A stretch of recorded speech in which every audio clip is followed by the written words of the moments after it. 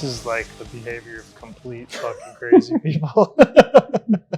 No, this is like fucking first day of first grade. First day of first grade. That's where we're at. I can take that. Okay, and that will be the topic today. I do not fuck with people who pay ask for me anything. your Right? information. Ask me anything. Ask me a question. Ask me anything. Okay. That's Go ahead. that. If you're gonna do it, you gotta do it. She's like, I need to be invited. I'm a There you go. vampire. She's a vampire dog. So now Now that we've got All that right. out of the way, the actual topic is pasteurization. pasties, as I like to call them. Pasteurization. And sterilization. Sterilize me. Right. This house makes funny noises. With steam. With steam. I like how you're drawn on this one. This is excellent. Well, I'll do the writing Okay. and I'll do the illustrations Yeah, while yeah. Edna breathes heavily on you and judges you. but wait, But wait. there's more.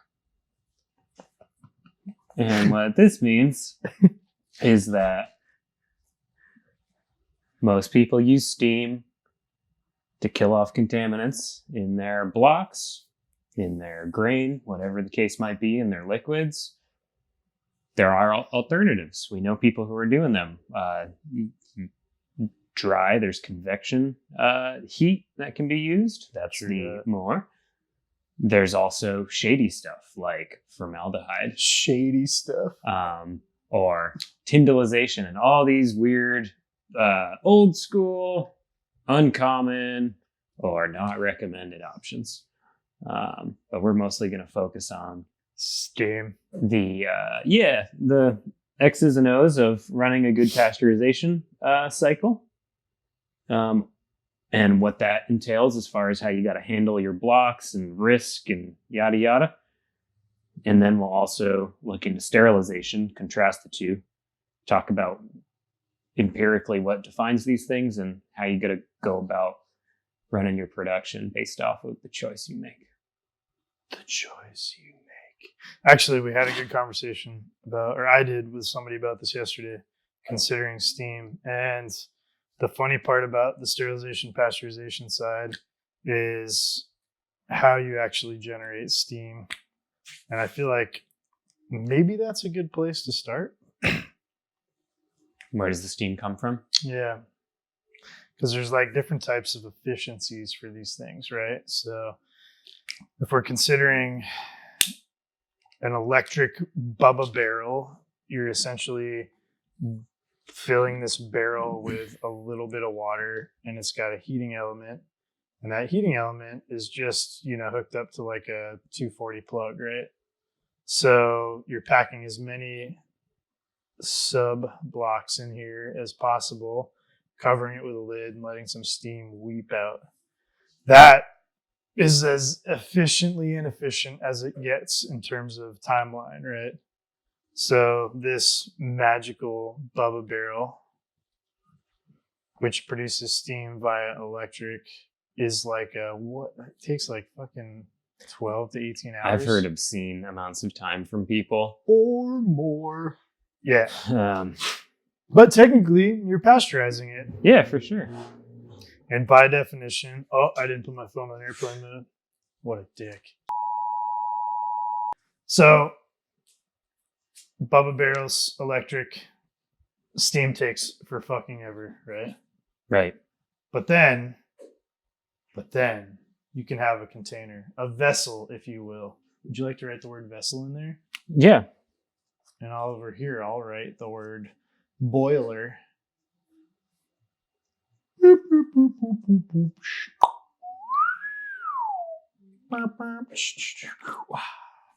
So a vessel can be anything that is essentially non-porous, although we've made wooden steam boxes.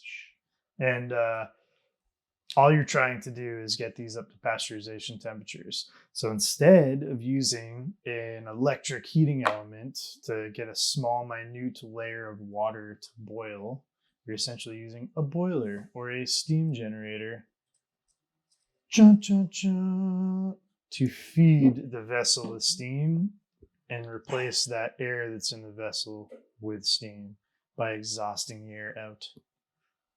How boring is that? I think it's important. It's an important rationalization of these two There's a things. slight, like in the world of boilers, there is like, if I'm correct, there are slight like differentiations about what qualifies as a steam generator versus what actually fits the bill as a real boiler. And then of course there's a step up from that, which is high pressure boilers. Yeah. So yeah, no, and as pertaining to all of that stuff, we'll go into it more.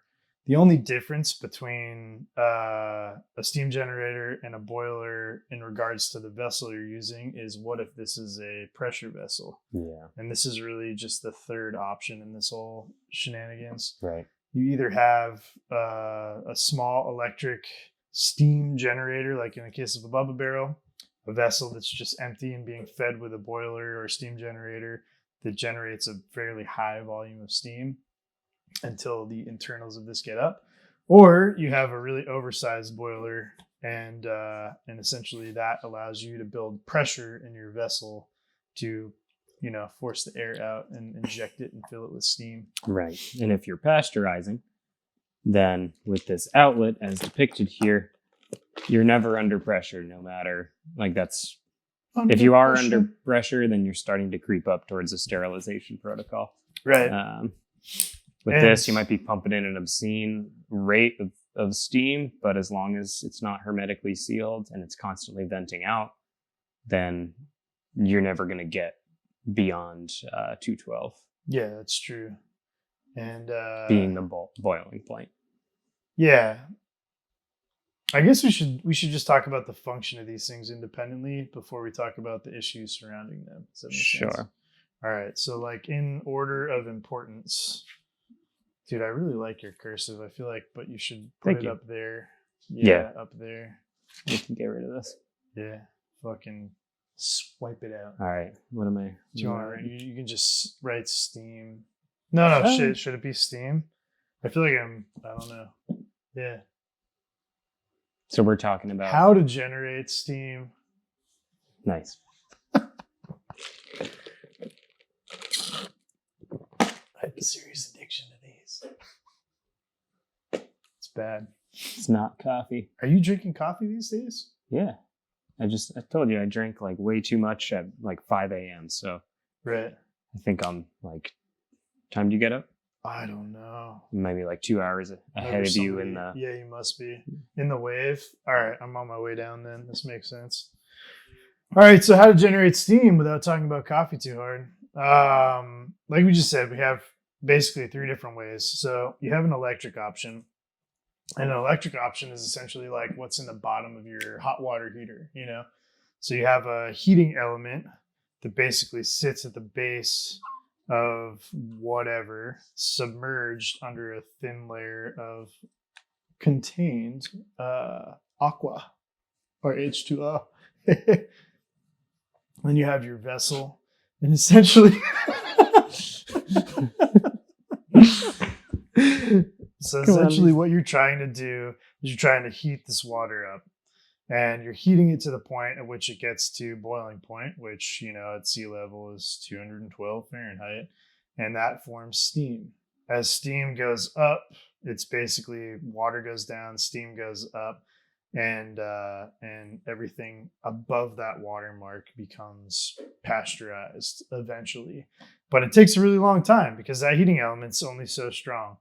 And, yeah, I mean, a lot of the waiting is just getting that up to temp with these. It's crazy. Which people have used All Americans. They know what we're talking about. Bubba barrels. Yeah, all that stuff. Yeah, it's crazy when you think about like I've definitely heard people say this is like a 24-hour thing, and then sometimes they'll hold it for more or whatever. Yep.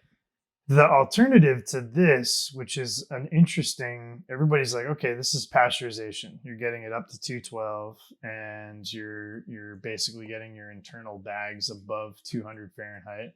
So once your bags are at that point, you can hold it for 1 to 3 hours, let's say. Right. You can hold it for more, but it presents issues. So this is the cheapest way by far, which I don't actually know anymore. I think bubble barrels are getting quite fucking expensive.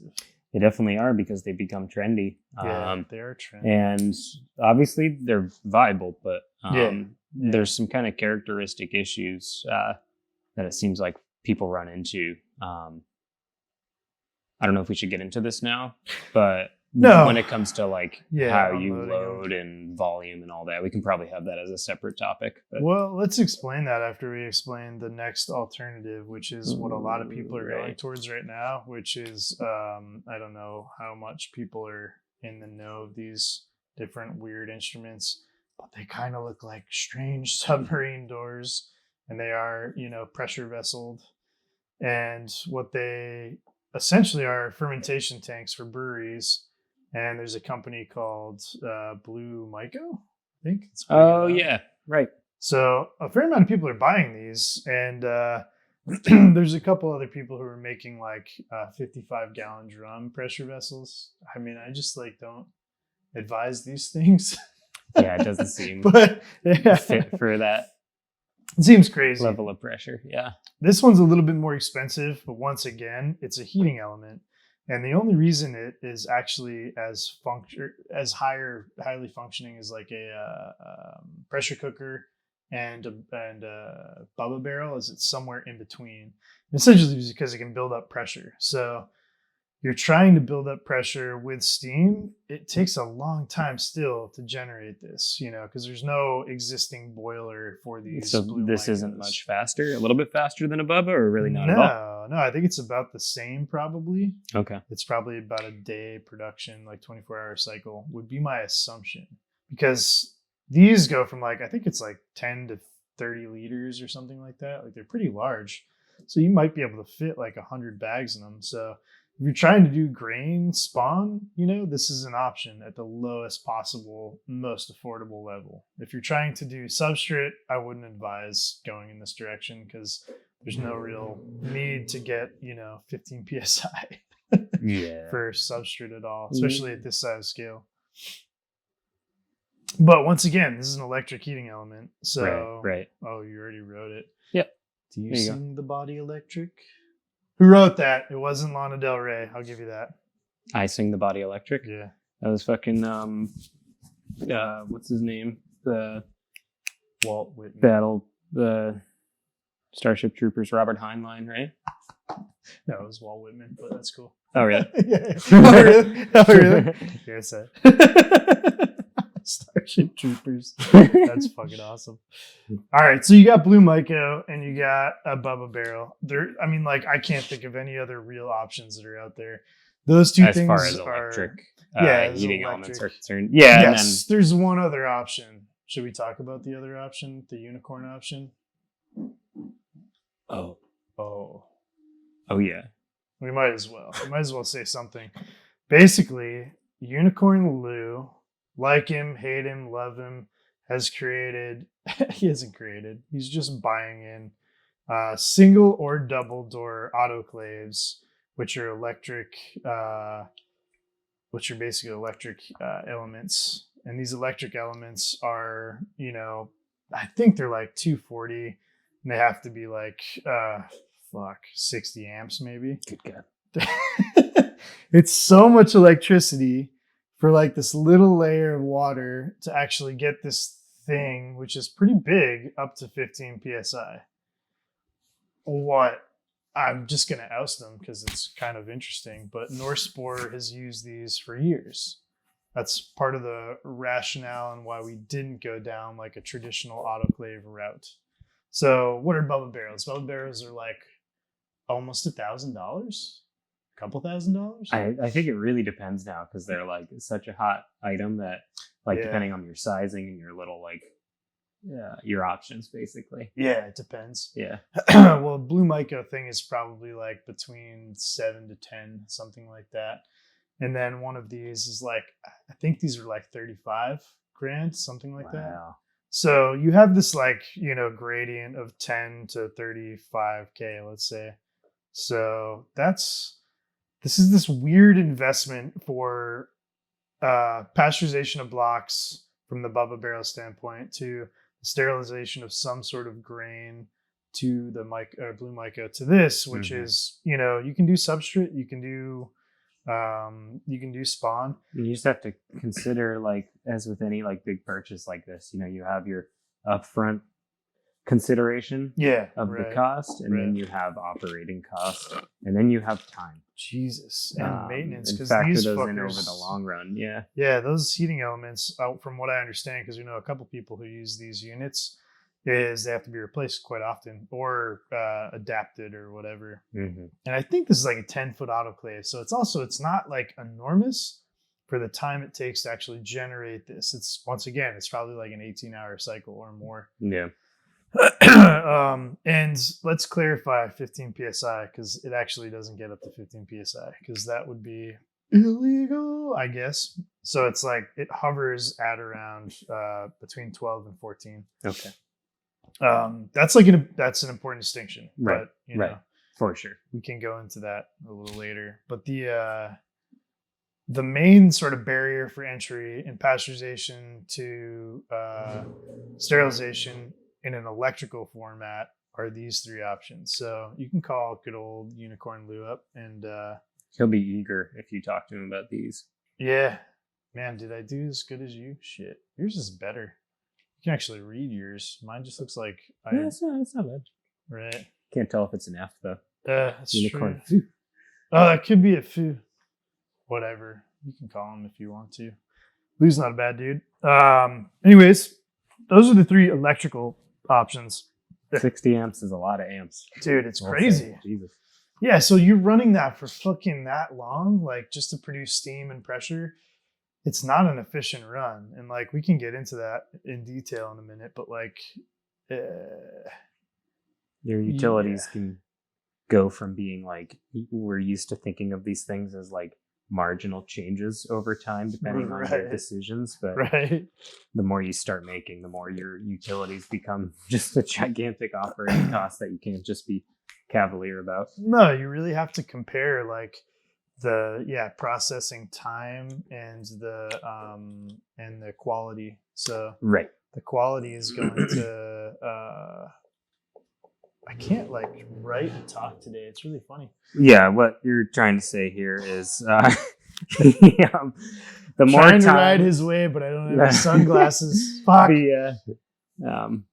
The more time that's spent exposing your growing medium to steam, the lower the quality of the growing medium will be. You want to find that optimal middle ground where if you're pasteurizing, it's thoroughly pasteurized, aka, at internal temps around 200 up to 212 for 1 to 3 hours. Your blocks are completely rid of all molds and fungi,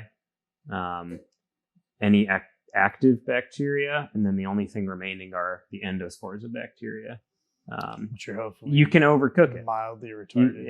You can overcook it, and it might be like you have this greater sense of comfort, which is totally unnecessary. Yeah. That you've killed everything off, but you've also basically just roasted your blocks to the point where your spawn, your mycelium isn't going to be as happy growing in that environment because it's literally chemically altered through steam. So yeah, that's totally true. Yeah, I mean, we run into all these issues, especially like consulting with other farms and places, primarily because they're asking like us, what is the proper investment? What should I do? So I'm not going to say no to any of those three options because if that's what you can afford, that's what you can afford. Yeah. There's nothing wrong with that. Yeah. Who knows? Maybe you're like in a spot where you have like, you rented a part of a warehouse and you got insane amperage on hand. Yeah. And also electricity, like if you're trying to fire something with oil right now, Right. You might as well use electricity. Right. And maybe you only want to do like one run a day, and the fact that, or one run a week rather, and the fact that, it takes 24 hours is justifiable for you. So, yeah. I'm going to write propane. Let's just write gas. Right. Gas, bitches. We have like a lot of things that we can use to back up this sort of lingo, especially with our own infrastructure. So we'll throw a lot of videos into this to explain it. But when I say gas, I just mean not electric. So so it could be natural gas or propane. And it's worth mentioning that a lot of, not all, and you can speak to this better than I can, but a lot of equipment you can convert to. We had to do that with one of our steam kettles. It was initially set up for natural gas, and it's just a matter of swapping out a bunch of fittings for having it tied into propane. Yeah, it's essentially ports and some other different components to make sure it doesn't. Propane just burns so fucking clean, whereas natural gas, I think, burns cleaner or not as clean, but the port size has to be different because it's all about, suck, bang, blow. So you're trying to pull air in, make an explosion, and exhaust that shit. Anybody who rides the motorcycle should know this. We were just talking about going through TSA. Fuck. Yeah. It's a whole nother Anywho, gas meaning natural gas, propane. Hell, propane. Even like an oil-fired fucking boiler, I guess. If that was propane, natural gas, I guess oil. I mean, there's definitely there's probably somebody doing that. Yeah, and granted that shit's really expensive, but anyways, not electric. Small electric, mostly to run blowers. Very limited amperage. Yeah. So to give a metric, because this is like Eric Milligan's fault too for starting the whole Sue obsession. I don't know anybody who used anything Sue's besides him 10 years ago. So 10 years ago, Eric, maybe more, bought a Sue. It's a company out of, where is it? Fucking South Dakota or North Dakota? They're somewhere in the Dakotas. Man, you just offended a whole fucking tribe. Did I really? Is it IU? Yeah. Dude, I'm just white. I'm a white guy. Fuck, dude. All right, you spell it. That's Sex Corp right there. Jesus. There we go. I never graduated. Right? Yeah, that's yeah, you got it. You got it. Sex Corp. A whole fucking tribe. Slow down. Jesus. All right. I'll take my time. Sue Corp creates steam generators. I can spell steam. And essentially these are like low pressure boilers. So you don't need a license to operate them. They're all under 15 PSI boilers. And that's the key where licenses and regulations and all that can get, it really depends on the state, but you have to do your due diligence legally. Yeah, to make sure that you're not, if you're trying to operate at 15 PSI or higher. Yeah, for sure. And I think they have, I forget what the names are, but I think it's SR11 and the SR25. Yeah, that sounds right. Essentially, it's like 250,000 BTUs. And I think this is 500,000 BTUs. So the difference between these is not negligible for sure. It's how often it comes on based in the volume of the actual unit, which I think the SR11 is a little bit smaller. So when we're talking about boilers, we're talking about like two main issues. The first issue is BTUs and horsepower. So horsepower versus and BTUs, right? And then volume. So the more volume of steam you have, the more you're pumping that steam into an actual vessel, whether it's an autoclave, whether it's a steam box, a shipping container, you name it.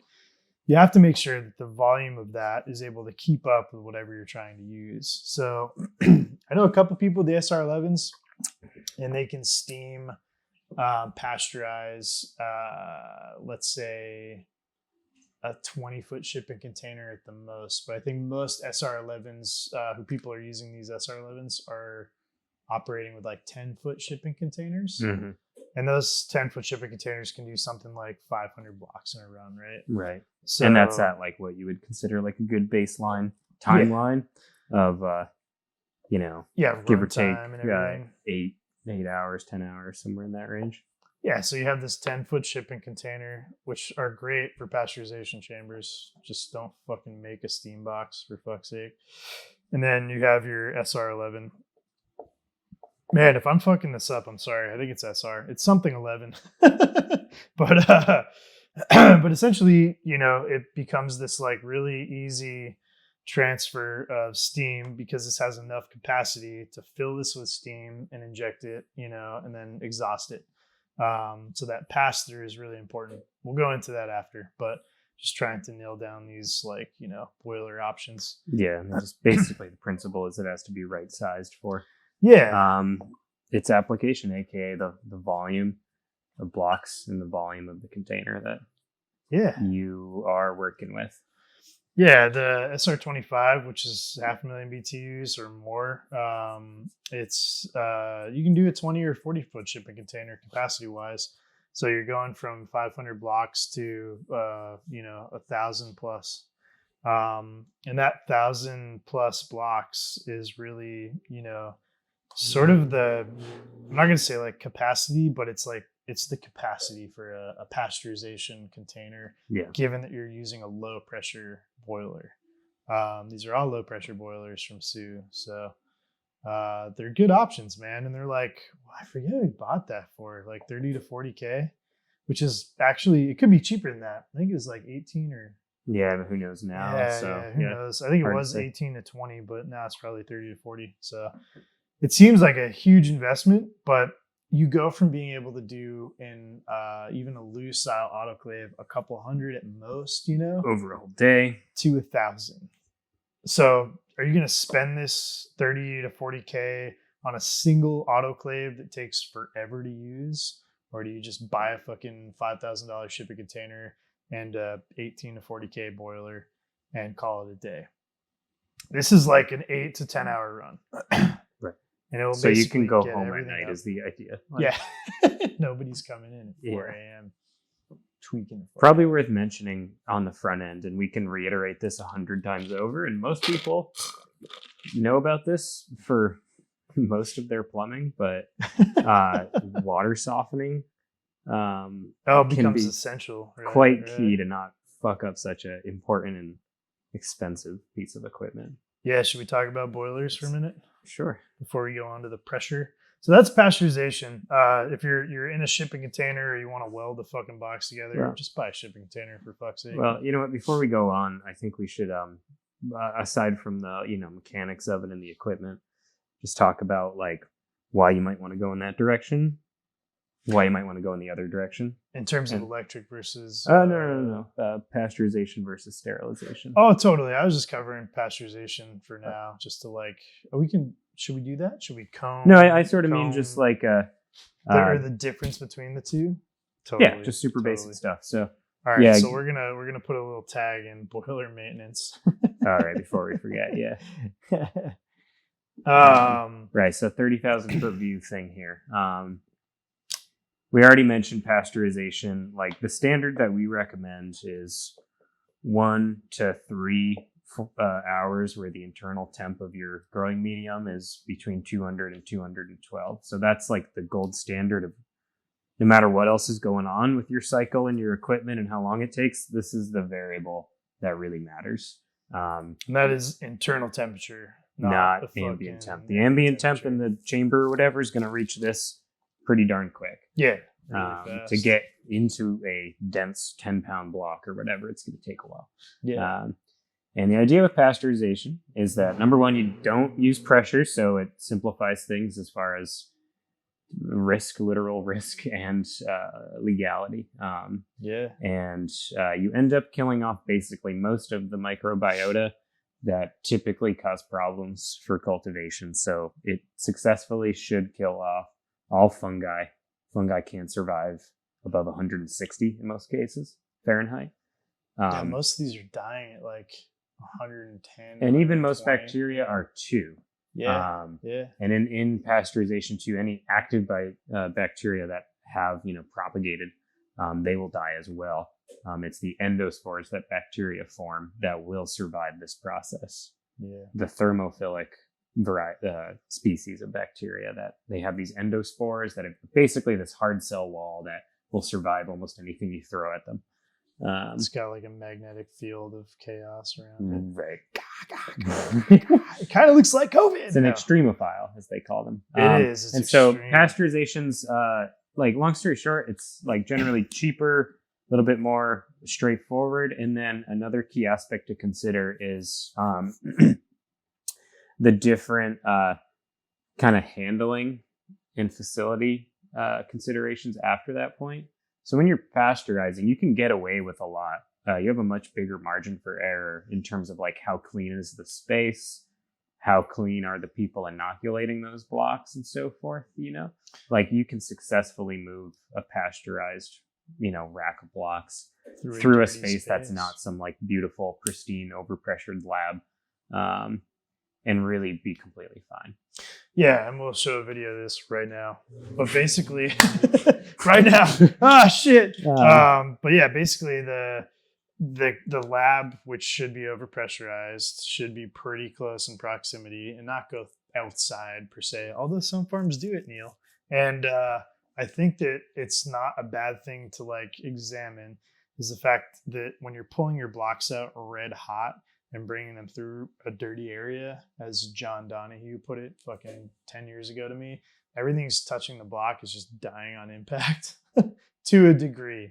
Right. We've definitely pulled blocks across dirty areas where neurospora has been like growing outside. Yeah. And then there's like, neurospora is like a mean one for sure.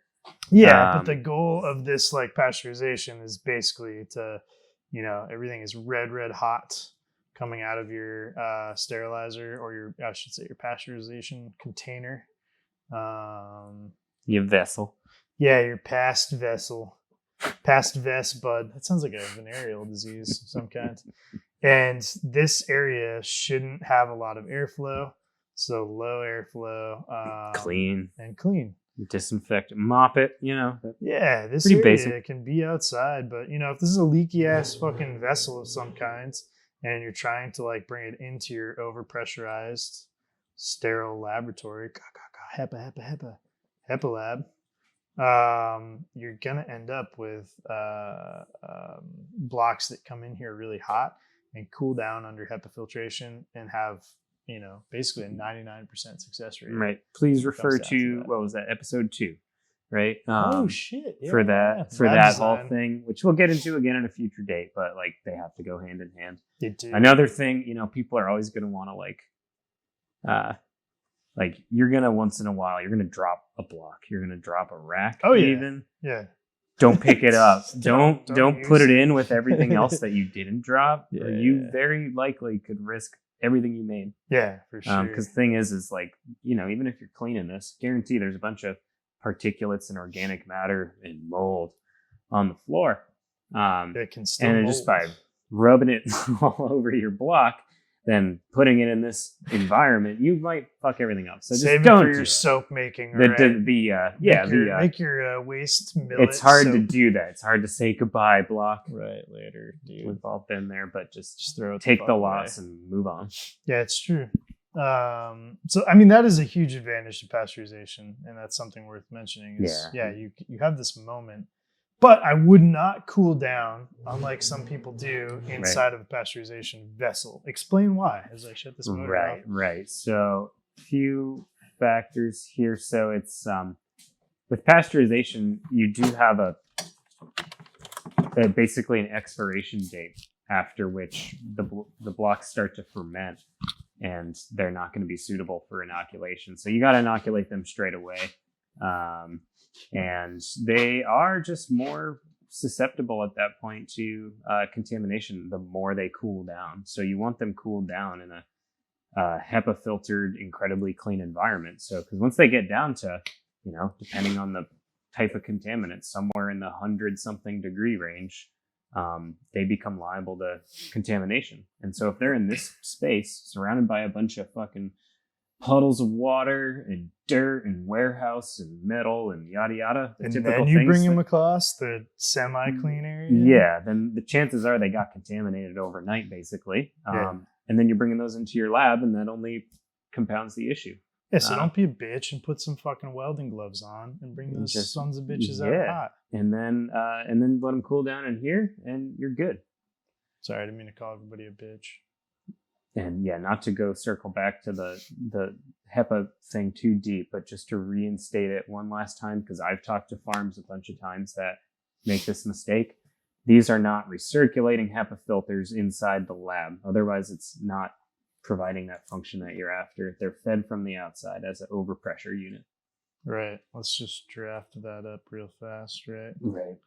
So, I mean, it's similar for how these things are going to function pasteurization wise, but yeah, your filters, let's pick a wall. They're basically, the fans are outside of your wall right here, and the filter's on the inside of the wall, and it's connected to this fan. So that filter is essentially it's being fed from dirty air, and then it goes across a filter inside of the room. That's the filter. Yeah. And basically only clean air comes through. And what that's doing when it's pulling air from outside is it's positive pressurizing the space. Because that is the one input through which air gets in. Otherwise, it's hermetically sealed. And it's going to take the path of least resistance. So ideally up high in a corner, and then let's say, this is the back corners over here. You want an exit to go that way, And then you got nice smooth airflow, clean airflow, and more pressure in here, always pushing air away, basically. Exactly. You're just creating a straight up. Yep. And that looks like that's epic. You get the idea. Episode 2. Episode 2. But those things have to go hand in hand. They do. And pasteurization works in a similar manner. So briefly to go into it, because I think it's important before we dip into sterilization, because it's a bit different. Let's draw the same thing. You have your 10 or 20 foot shipping container, right? And essentially, a lot of people will consider this the wrong way to do it. And let me describe why. And they're taking essentially people who don't think about the thermodynamics of steam in a low pressure situation are trying to make it applicable towards a sterilization system. So what you actually want to do is inject steam high. So steam comes in towards the top of your container. So steam in high. And then at the back of your container, opposite corner of the injection port, you want your steamlet out. So basically outlet. And the reason for doing that in particular is so that steam is always going to rise no matter what. So if you have it coming in low, it's not fucking doing anything by coming in low. It's forcing its way up and then slowly building down. Right. When you have the opposite happening, the steam is slowly going to saturate the air until it gets towards the bottom. And as the steam pushes the air towards the bottom, all that air is being pushed out naturally and with gravity via the exhaust outlet on the bottom. It can look a bunch of different ways, but essentially that is the best sort of mechanistic approach to getting everything to be evenly saturated with steam and replacing all the air that's in here with the processed steam. So just a linear flow pattern. So yeah, it's the same thing as not collecting. Right, yeah. Because it will. Just like the sterile air will with the lab. It'll collect in certain spots. And then you got these weird little wavy turbulent motions of steam if it's not set up this way. Yeah, for sure. But it looks a lot like a lab, right? So everything comes in high, exits low. It's similar in that sense. It's for two different functions, but you can think about it as it's the same fucking thing. Connected, man. What, bro? Colors. Peyote buttons, numbers. Bro. Yeah. Right on. Is that pasteurization, kind of? In a nutshell? Yeah. And I guess just I believe I just mentioned this, but you have to knock them up quickly or they will ferment. The reason that they will ferment, even if they don't get contaminated after the pasteurization cycle's done is there are bacterial endospores in there that will germinate if given the opportunity. It's true. So if you ever let your blocks sit for days on end before knocking them, you'll smell how sour they are. They're fermenting. Yeah, it's not good. I think a lot of people get away with that for a short period of time. Yeah, it's not that your shit's just like done. No, it's not done. It's just not healthy. It's a bunch of what nasty happens? sugar, alcohol, and weird stuff that happens in your incubation. Yeah, you'll see it immediately. It looks like your blocks got inoculated too hot, right? So like if they get inoculated too hot, nothing grows. It just kills the spawn on impact. It almost looks the same when you have waited too long, essentially, to knock something up, because bacteria is already flourishing, but it's not going to show like mold. Therefore, it's going to actually just perform like it kills the spawn as everything gets sort of really like gnarly on the bottom to mid center of the bag.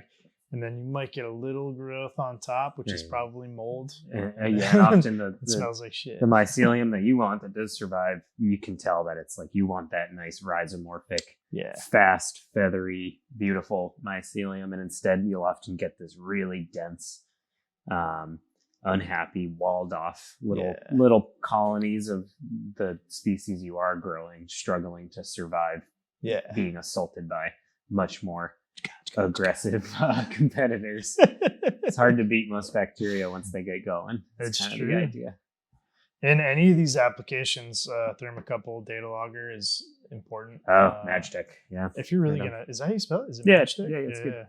Magitech makes these little silver bullets, and they're about this size. They're a little bigger. I don't know. It depends. But basically, they come with this little, platform that hooks up to your laptop, and these are wireless, by the way, and waterproof. Yeah, so you're not going to know right away like what this is, because essentially you're going to put this in the bottom of a bag. It's really big. they're like it's not that big. They're maybe like the size of this on the pen. They're like these little. They're like a little bullet.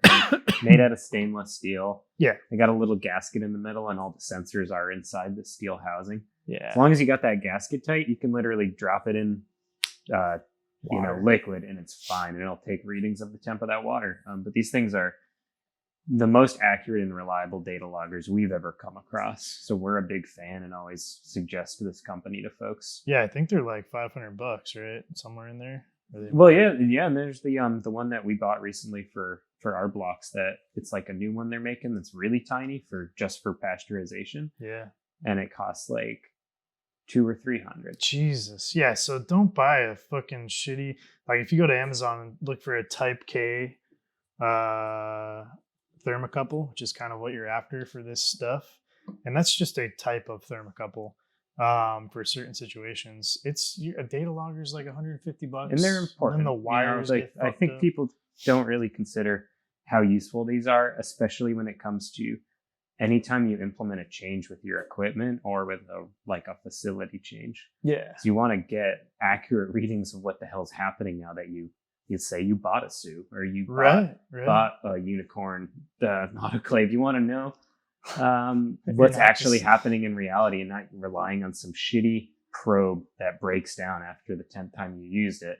Yeah, also those Type K thermocouple data loggers, the little stupid plugs on the ends, and then they're reading here, they actually sense temperature the entire fucking length. And it's a differential of temperature. So if for some reason it gets frayed right there, and like this is the edge of your steam box and that's the block, it's going to get a lot hotter than that.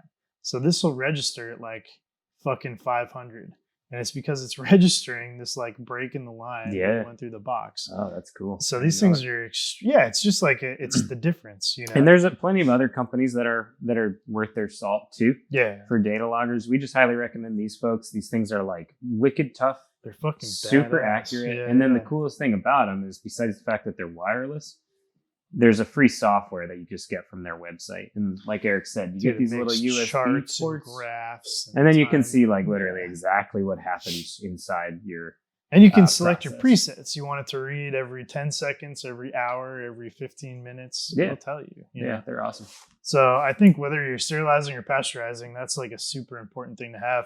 It's on par with if you have a fruiting room and you don't have a CO2 meter, fuck off. Right. Like get a CO2 meter. Because right? again, the golden rule, no matter what, what you hear, what you think, talking to other mushroom farmers online, reading books, the key is like, again, with pasteurization, 1 to 3 hours at 200 and 212. And you only get that based off of taking data from the core of a block. Yeah, you can't There's guess no it. way around that. No. So and winter is going to be different than summer. All these things have to be tracked. Yeah. And you should track it all the time as habit. Right. It's just like cleaning a fucking fruiting room or whatever. Making sure quality control. Bags are good. Yeah. It's all that stuff. So yeah, pasteurization. It's time, temperature, and it's speed. If you cook stuff, you need to knock it and you need to cool it fast between that, in that period. I think that sums that up. Yeah. One last thing. We'll get into this with like I don't know, inoculation, more like specific episode. Yeah. But don't knock your blocks when they're too hot. There's a lot of misconception about that. Just quickly touch on that. You'll hear different numbers, but the ideal is that it's at room temp. Yeah. So ideally you cool it down to about that point. Yeah. People will tell you like 90 something. It seems like it kind of depends on the species and stuff. So you want to err closer to room temp if you can. Yeah. But I've read like 86 is like the empirical number. Regardless, room temp is ideal. Yep. So if you knock up stuff when it's really, really hot, you run the risk of either killing the mycelium on impact or at least denaturing it to a point where it's not going to look good. Yeah. It might survive, but it won't look great. Yeah, that's the secondary goal too, of pulling these things out into a lab to cool down fast and take all of that hot air, is so that no fermentation happens because things are only pasteurized, but then simultaneously you want to be able to get them to a temperature fast enough that is not going to kill, the mycelium as soon as you knock it up. So it's time and temperature, it's just speed. You're trying to get as fast as possible with it. The issue that I see with like Bubba barrels and with these other like electric based autoclaves is not necessarily for grain spawn.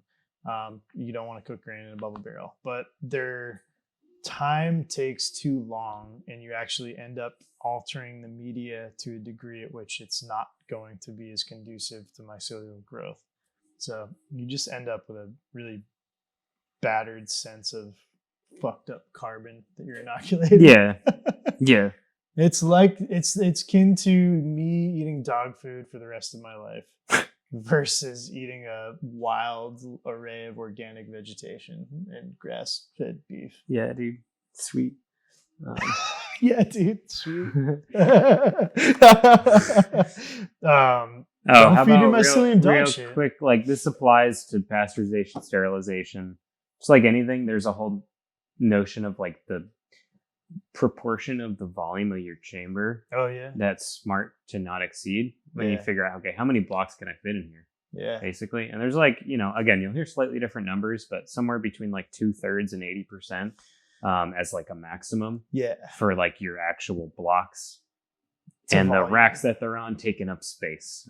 Which is pretty easy math to do, but often you see those blue micos, like they stack the fuck. Well, see, that's the key. It's not only is the total volume, but it's airflow throughout the unit. So you want space for steam to be able to easily penetrate all these little nooks and crannies. So don't have all your blocks just compressed into this crazy mass or directly stacked on top of each other. You see that a lot with Bubba barrels just because they're cylindrical. Oh, they're trying to maximize the fuck out of them, so he's got this big giant brick. Can you imagine how much easier it'd be to pasteurize all those if there was a direct throughway of steam to those blocks that are like right in the center of that? Right. Yeah, which is why we fabricate a lot of racks basically to sort of have these, I forget how many shelves ours have, something like 7. But, they're wheeled, they're easy to move. They're just, basically Metro racks, but they have stainless steel angles. So you can slide Metro rack shelves in between these areas. But, up close of that is like you want this Metro rack that we're all used to seeing to be, a portion of the space between the blocks. but you need a little bit above it. You know, you don't want these and that's things really the jammed most fucking important aspect is like these big channels. Yeah, you just need air, you know, and this comes down to shipping, comes down to cooking, comes down to cooling. If you actually have these things fucking stacked in there and you're not sort of facilitating the movement of these things into a lab in an efficient way, then they're going to take forever to cool down too. And you'll be knocking blocks on the peripheral that are half cool and some are warmer in the middle. So the more air, the better. Also, I guess, yeah, we're kind of jumping all over the place, but the interesting component that is a major issue to these things that you either fill from the top like above a barrel or from the sides and you stack in is like there's a physical person that has to move each one of these things every single fucking time. Yeah. And you fill or unload it. And as the great Paul Stamets said, that is a vector of fucking your imagination, of contamination. So when you're actually having to move, you know, individual blocks to individual points back and forth, you're creating like a ton of fucking like, you know, issues there. Yeah. You get away with it to a point, but at some point you're going to have some employee that's just dirty and they come in and they don't give a fuck and they're just going to start moving shit, or you just get tired and forget. And contamination, you have to figure out where it's coming from, if it's coming from somewhere. Yeah, you just want the most expedient, the most frictionless like transition from one space to another as possible. So ideally that's in like some sort of rack system or cages, or people have different things like that. But ideally you get beyond moving them by hand because it will burn you. Even if you got the best protocol, you got like giant rubber gloves up to your shoulders and the whole 9 yards. Like at some point there's going to be some really infectious thing that this is even more important for fucking for sterilization, but pasteurization, the same sort of theoretical things apply. They're not that different, you know, in regards to the like precautions. Risk profile really is like the biggest difference. Are we at that point now to get into sterilization? You think? Yeah, well, let's get there. Let's jump. I just want to get this boiler maintenance bullshit out of the way, and it's an important one, but it doesn't matter if you're an electric steam generator or if you're an actual boiler as a person. If you are a boiler, are you a boiler? If you're using a boiler or an electric steam generator, you want a water softener of some kind. So water treatment plan, basically. It kind of the specifics will vary on the qualities of your water, where you live and stuff. But and the thing that we just decided to add on is a carbon process too. So basically raw water will go in and it goes through a carbon scrub, goes through a softener, and then this goes to your feed tank, and then essentially your boiler. The reason why you want to do this is scaling.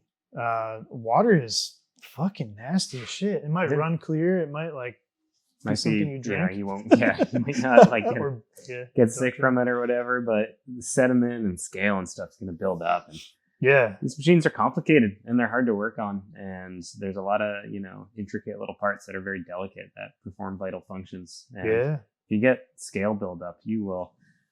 Your boiler's going to go down.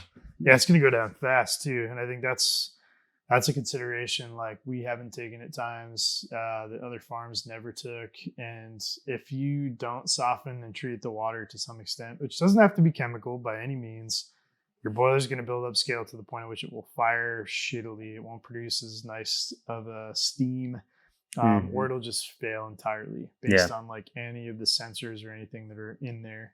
Right. Or you'll have a total meltdown and burn your fucking facility down. Right. Like we've almost done a couple times. So the fucking mosquitoes are gnarly. Yeah. I gotta get I'm getting good at that fucking badass. Like, bam! Yeah. You just gotta like suck it in though and eat it up. So treat your water regardless. Even if you're going into like a just a Bubba barrel or electric steam. You'll thank yourself down the line. Yeah, just fucking treat your shit, man. It's a couple $1,000 and it'll save your equipment. These things are supposed to run for decades, not months or a year. So you gotta like keep up on the scale component. Also, that applies for that steam getting put into a expensive autoclave or something like that. Right. So let's go into sterilization. Right on. Sterilization. Wow, there's lots of I's in sterilization. Yeah, dude. It's like an umlaut and a half. So, sterilization. Define it for us. Yeah, is the process by which you basically kill everything using pressurized steam. Like the whole vessel is under pressure, sterilized through steam, and you kill off basically any organism under the sun, except for prions.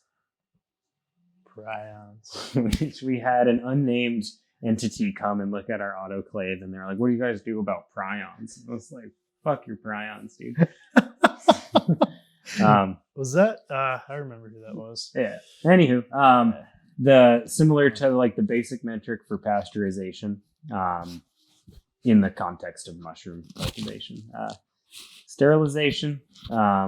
You're at internal temps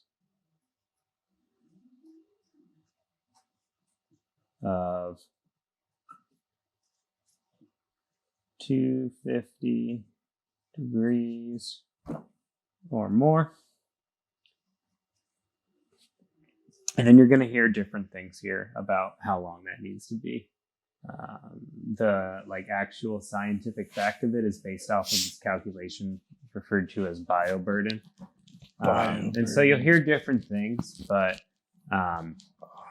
in very fancy laboratory settings, people typically don't actually have an internal temp at this level for much longer than 5 to 15 minutes. In the mushroom industry, there's like an air of caution that's generally applied, given that it's obviously would have a very high bioburden, being just like a bunch of grain or a bunch of sawdust.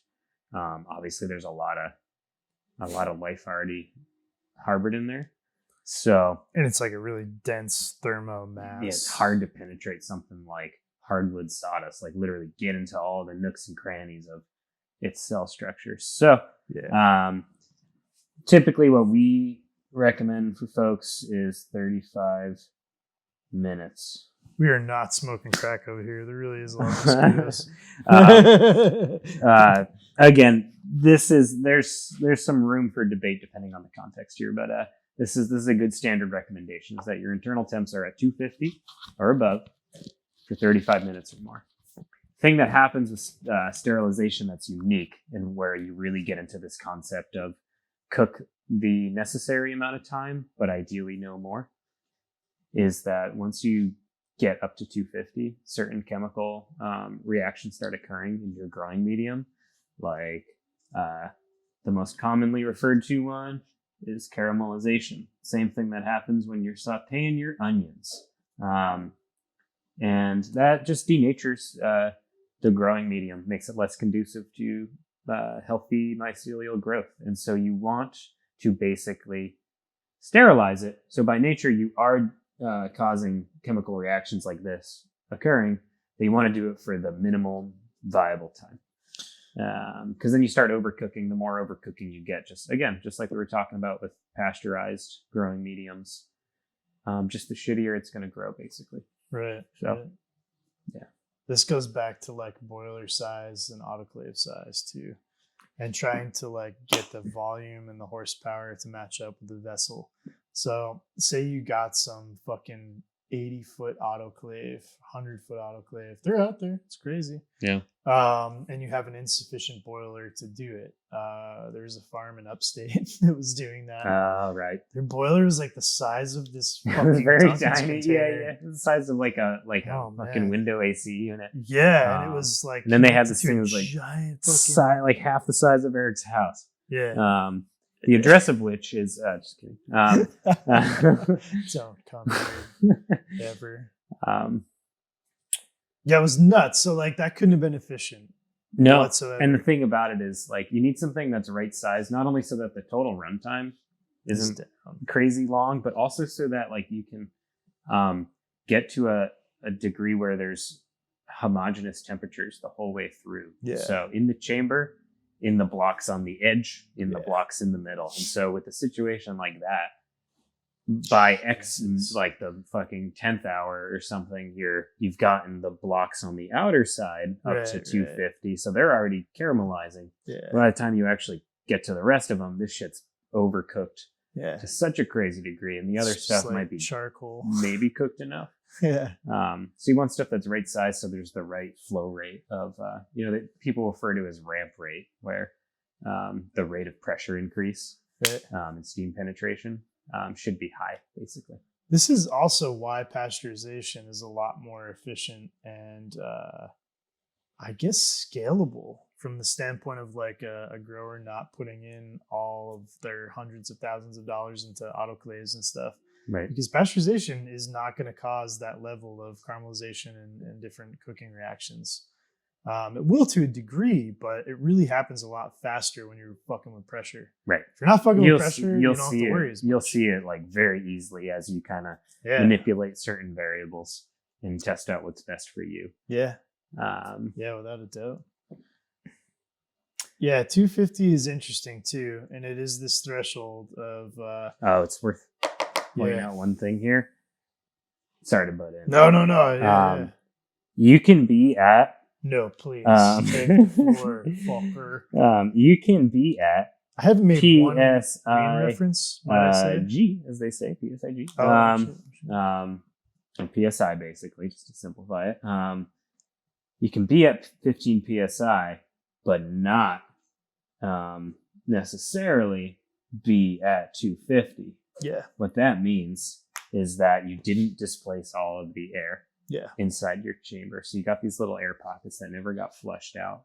And so those, air has a remarkable like thermal resistance and resistance to, this process of trying to basically kill everything inside that chamber. Yeah. So you need to make sure that these things correlate if you want a good process. Yeah, and a visual example of that is just a pressure cooker, right? So if you've got your pressure cooker all locked down and you have these like two valves, right? One is your air escape valve and the other is your your pressure valve. If this is closed and you're not allowing the air to purge, you're going to be at 15 psi in like 10 minutes, or a little bit longer. But basically, you didn't rid the air in here, so steam could be building up in like certain weird stratified areas, and air is just building up as pressure. Yeah. Those aren't the same thing whatsoever. Right. But they'll register on a meter as the exact same fucking thing. Yeah. This is all calculated based off of the temperature that's achieved by steam under pressure, by water under pressure, not air. That's where, whether it's a pressure cooker, whether it's an autoclave or a steam box, is you want through air. What I've seen a lot of the time actually is like people will have like a 1.5 inch pipe inlet, and then they'll have they're like, it just kind of weeps out the doors or whatever, and you're like, the fuck? They're not actually, they're doing the same thing in this scenario as if this started closed and didn't actually generate steam. Because how you actually use a pressure cooker is you wait for steam to be like pissing out of there, and then you close it off. Then you have some like imperfect, yes, but reasonable degree of confidence that you flushed out all that air and displaced it with steam, and thereby more readily achieving this goal of a homogeneous, constant temperature of 250. Yeah. With every little, block in every little bit of empty space in that. Yeah. And on a 20-foot shipping container, like if you have a 1.5 inch pipe entrance, of steam, basically, of processed steam, you want 2 inches of airline always out. And that's through the whole fucking process of your boiler ebb and flowing of steam, like trickling and then forcing its way out, until you'll notice, like, as your boiler cycles, your steam generator cycles, the same amount of steam is coming out of there. And that means the saturation of steam is like fully maxed out. You know? There's no more air in there for the most part. And this is where this common misconception of like vacuum sealing bags and shit comes from. Right. You can tell you've had a pretty successful cook in a lot of these scenarios if your bags are sort of like sucked in for gravity cycles and pasteurization cycles. And that's because it's pulled all the air out and replaced it with steam. And that is a very efficient way to sort of read, what's going on. It's not an exact science way for sure, but Important it'll visual give cue. you, Yeah. it's a cue. Something seems off. Something's off. But the displacement of air with steam is like the goal of sterilization, Right. for sure. And there's all kinds of interesting ways that that's been modernized. But there's like the old school approach of what you call gravity cycle, as Erik just referred to. So here's your 0 psi baseline, and the goal is you got your stuff here to begin with, and you just start pumping in steam. Once you get to that point where you've flushed out air, you start to ramp it up to a plateau. And then once you're at that point where everything is indeed at a homogeneous 250 or whatever the set point is, then you hold it there for a predetermined amount of time, again, aka somewhere in this range, and then cut your steam and they'll passively start to cool down. Gravity cycles are really straightforward. They don't require, they're not that complicated in terms of infrastructure. What most industries do is some variety of what's called a vacuum cycle. The basic concept here is that you utilize both your boiler and a vacuum pump to sort of force the process of flushing out all that air. And you basically just have these moments where it goes up in pressure, down in pressure, up in pressure. And then the same thing like gravity cycle, you're able to bring it up to temp and hold it there and shoot your way back down to baseline 0 psi. The reason why this is done is it drastically speeds up the process. Long story short. The interesting part about like that exact shape though is it's more akin to like this. So every time it draws it up, it's like drawing it up a little bit further until this thing is at the plateau where it sort of functions. Yeah. Well, the way it often functions too is like in order to get to that point where you reach homogeneity, those vacuum pulses down have to get really intense as you try to climb higher with your pressure. So it's kind of like Erik's right, is this upward momentum, but like these get like pitched down. They pitch down, and by the time you're doing your last pulse, it's pulling a really deep vacuum. And thus, so this is trying to get rid of every bit of air. And then again, the upshot of this is in this process, that whole initial point where you're trying to flush out air, get temperature homogeneity, can be radically faster than just shooting in steam. That can take hours and hours and hours longer. And again, that's your time. That's propane or natural gas that you're spending, and the products, and then the health of the health of your grow, basically. Yeah, I think one of the reasons that we have such a carefully calculated process is because we want our products to jump off to that degree for everybody in the process.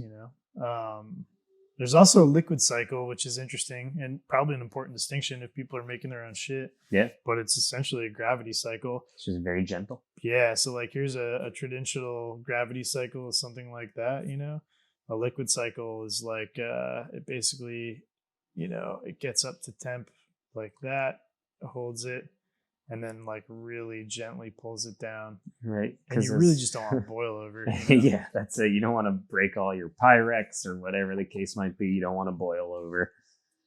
So on and so forth. Yeah. Yeah, there's a huge sort of issue to compare and contrast. And this is all things. Like, again, this is just a great example of something similar to like the basics of pasteurization and a lot of the concepts that come up in mushroom farming. We can get stuck in our own little silo about this and only be talking to each other. And then it just takes a little bit of research to be like, holy fuck, like people that do way more heady stuff than what we do, as cool as it is, they do this stuff too. Like it's known, it's online, just like all those different cycle options. That's like standard operating procedure for the sciences as a whole and for all kinds of interesting industries. You're just trying to figure out the right time and temperature for the right products and processes. And I think that becomes like the distinguishing factors. Like, If you're just trying to cook, rat cages, it's just like exactly. Some piece of equipment. It's like, bam, it's done. Yeah, it's about speed at that point. Right. They really don't give a shit about caramelization or anything. Right. Yeah. So our heady notions come in when we're trying to preserve the integrity of a piece of hydrated kernel. Yeah, exactly. Like, or a piece of oak. Yeah. So we're assuming with this 35, even though that's above what people typically say is the highest bioburden sterilization need, is we got some obscene fucking bioburden because we're packing in thousands of pounds of hydrated organic matter in really tight bags. Right. So we assume that the bioburden is unprecedented as far as Duke University is concerned. But who knows?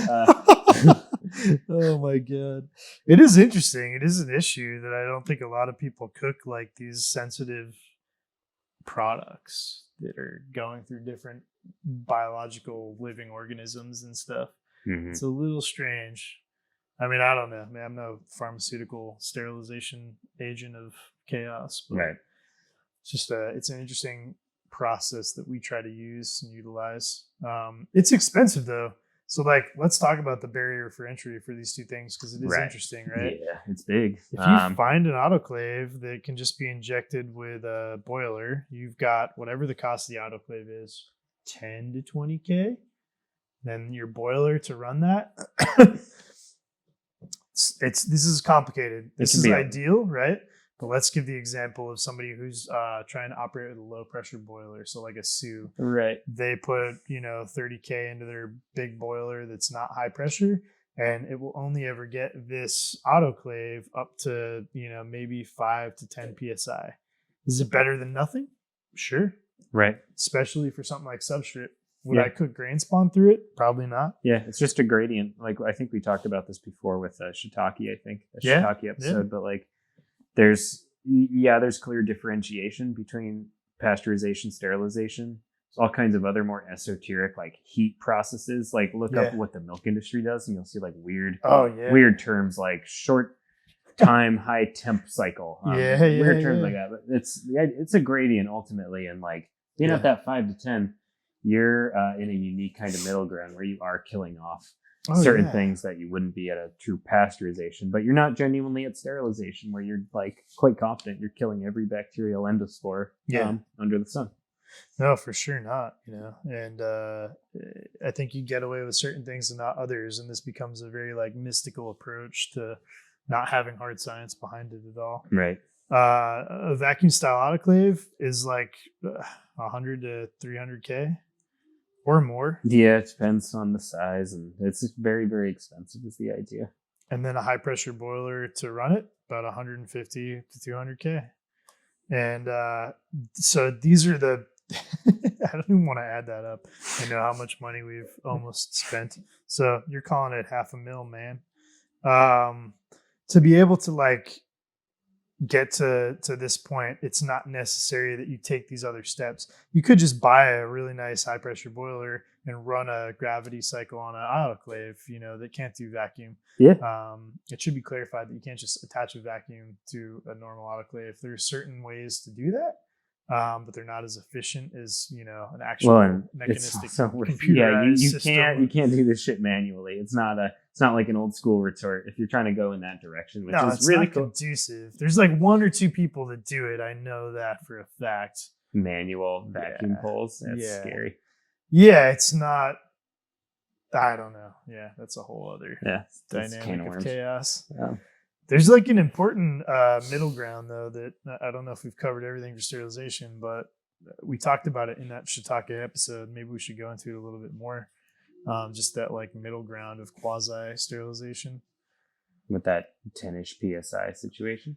No, just how you cook stuff, right? So if you have a retort that can get up to say 15 PSI, and so the maximum this can get to is 15 PSI. Right. An important distinction, if you have a boiler that is apt in size to feed this and get it up to that, is to use your thermocouple as the marker.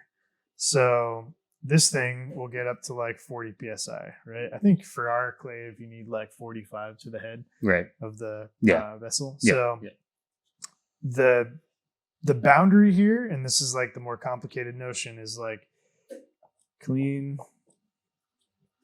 dirty, just to distinguish these two zones. So you load things in dirty, you exit them into a clean room. There is no middle ground in this scenario. Right. Yeah. This is HEPA filtered all the way over on this side. You basically get your internals of the vessel up to 15 psi, and then you wait until your thermocouple on the inside of a bag gets to 200, to 212. So only pasteurization temps, and it's got pressure surrounding it. And that way, you're basically cutting off the boiler at the time that this gets to that, which allows you to not overcook substrate, which can become detrimental if you're using raw inputs, for instance. But it allows the vessel to maintain sterility. So as the vessel drops in pressure, and then you can pull these, pasteurized or ultra pasteurized blocks out into a clean room, you end up with far less contamination. And some other weird advantages occur, like shiitake yields, browning, buckling. There's a lot of like interesting avenues there, but I don't know what to call this other than utilizing really expensive equipment to try to not overcook something. Right. Which goes right back to what I was saying about like pasteurization being this very efficient scalability, option or ultra pasteurization. Yeah. It's worth mentioning too here that like another 30,000 foot consideration with your blocks or logs or whatever it is with your substrate, you have like a lot of optionality. Totally. We do know of examples of people who would like pasteurize their spawn. Not recommended. It's a bad idea. You need to go full bore and sterilize, even if that's in a tiny vessel at a tiny scale, as the case might be. It should be genuinely sterilized because you're at the top of that pyramid. And I'm checking your mic. I think I'm fine. Dude, you're good. Sorry, I had a fear. Oh, Charlie! Oh no! Sorry. All right, top of the pyramid. So you don't want to take those risks. Not genuinely having a truly sterile growing medium at the beginning of the cultivation cycle, from which you just expand the quality of your work. So if it's compromised with a little bit of bacteria or whatever that survived, then by the time you get to fully expanded substrate lots, you might be in deep. So sterilize your spawn. That's the moral of the story there. Yeah, and you can get away with this quasi pasteurization sterilization methodology for substrate. Totally. With sterile, if you sterilize, kind of in contrast to what we were talking about with the flexibility with pasteurization, where you can kind of like move it from your chamber, your shipping container, whatever it is, through kind of a middle ground space into your HEPA filtered cool down space. Sterilization, as this illustration indicates, you need to be moving direct from the chamber, directly into a completely sterile HEPA positive filtered space. The basic idea there is that once you've sterilized something, you've killed everything that's inside of it. So you have this great sterile medium you can be convinced is going to be genuinely axenic, word of the day. Meaning only one species growing in it, aka the oysters or whatever that you want to grow. But it's like an open buffet for any contaminants lurking about. It's much more readily contaminated than a pasteurized growing medium. So by moving it, through the second door of an autoclave directly into a clean room environment, you're ensuring that, that's not going to happen. And then in general there's just a higher degree of risk. So generally a higher degree of steps taken to ensure that you don't contaminate sterilized growing medium. So that primarily extends to just until they're hermetically sealed in the knock process, having them in as clean an environment as possible. It might even go so far as to have things like what we do in our spawn lab, which is everyone wearing full body PPE and like the whole 9 yards of like the cleanest Martian environment you might want.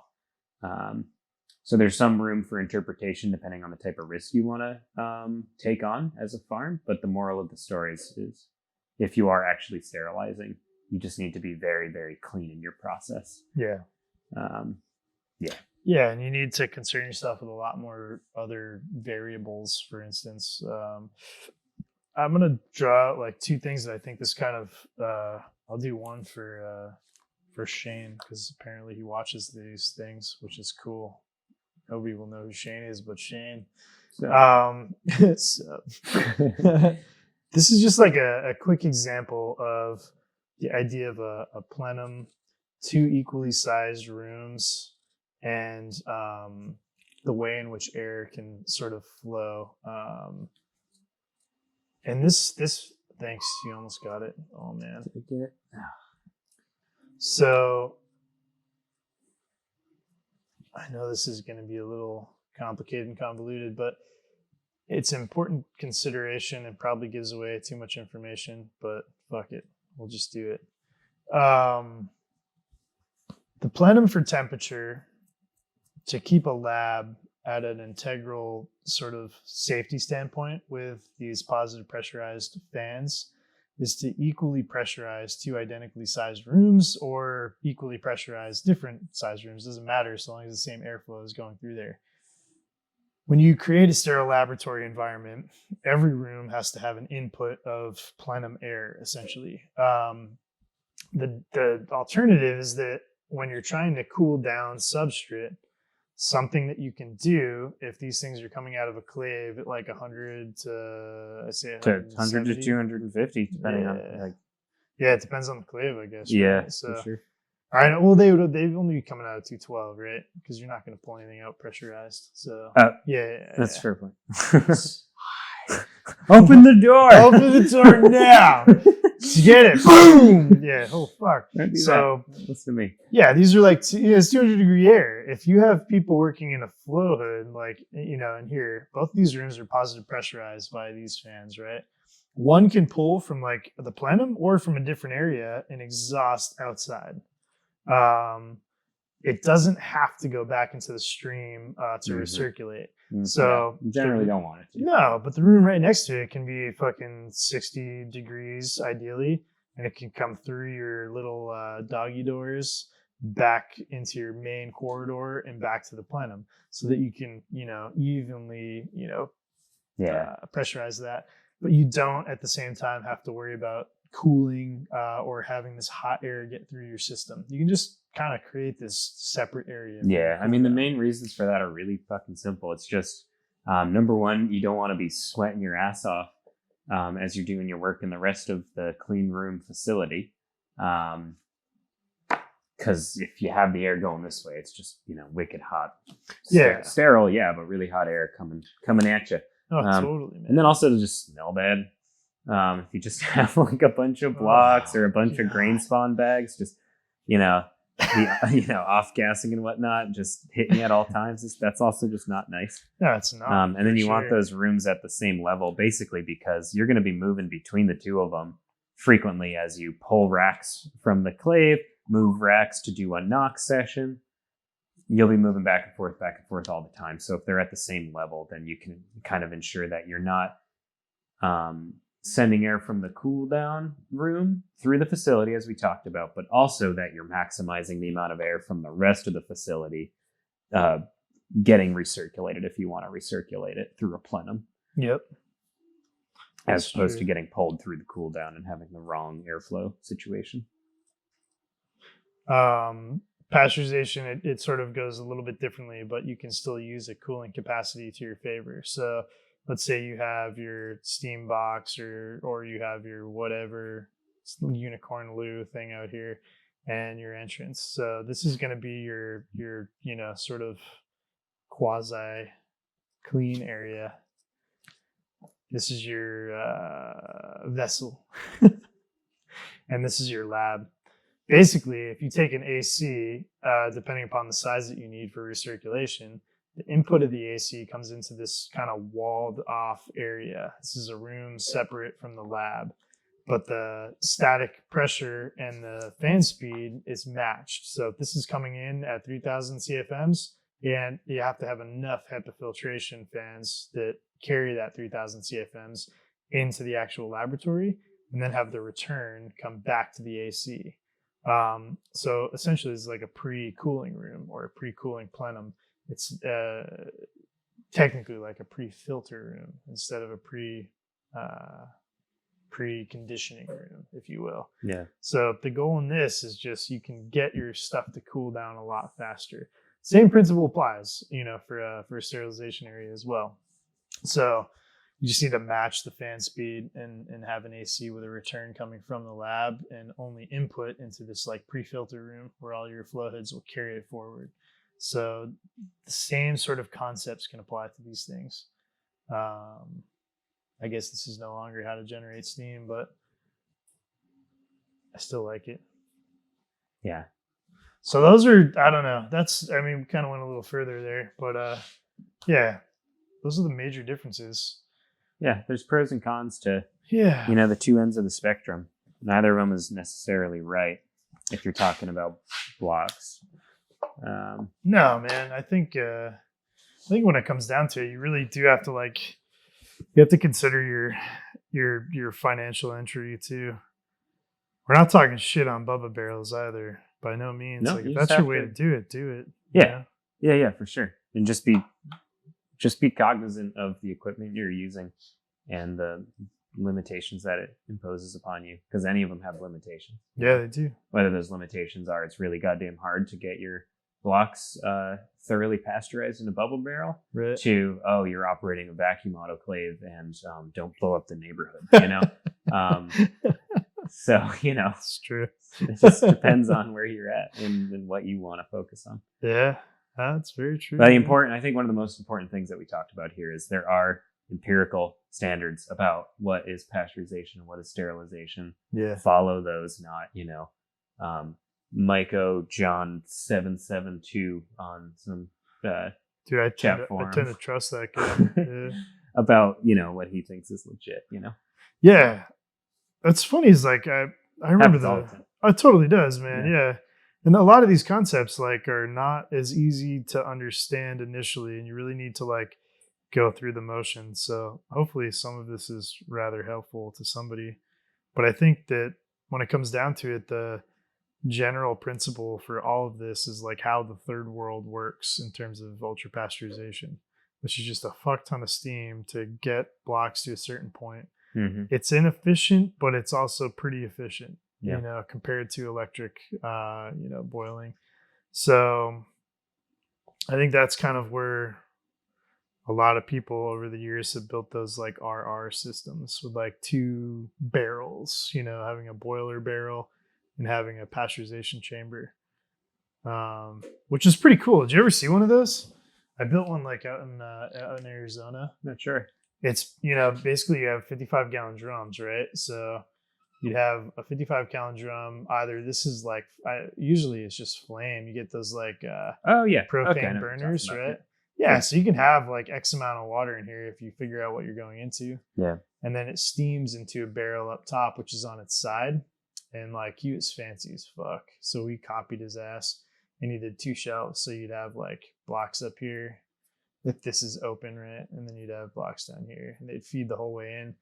And essentially you just have it like this. So you just have a single rack holding these things, and you essentially have made a boiler, and you're injecting it into a 55-gallon drum up top, and you're exhausting it. And same principles apply. So you can build something like that too. I know a fair amount of people who operate like that, but you have an open flame. If you try to put an electric water heater in here, it would just take a lot longer. So considerations can be made for getting backwoodsy about it and really fucking going whole ham with a propane burner. Mm-hmm. Is it legal and safe? I don't know. Probably not. Fuck it. Right on. So thank you, Roger Rabbit. Think that covers it? Damn, I think that's it. Yeah. How to generate steam. I feel like it's just going to be a disclaimer, because you can always go on and on about these topics. But we'll talk about this again. Yeah. No doubt. It's really hard to navigate the ins and outs of all these things. But, I'm Erik Lohman. Yes, I'm Tyler Crawford. And thank you for listening. To the MycoWizards Deep Dives episode. Fuck my life. 5? I think We so. did 5 of these? No. 5, 4, 3, 2, 1. Fuck you.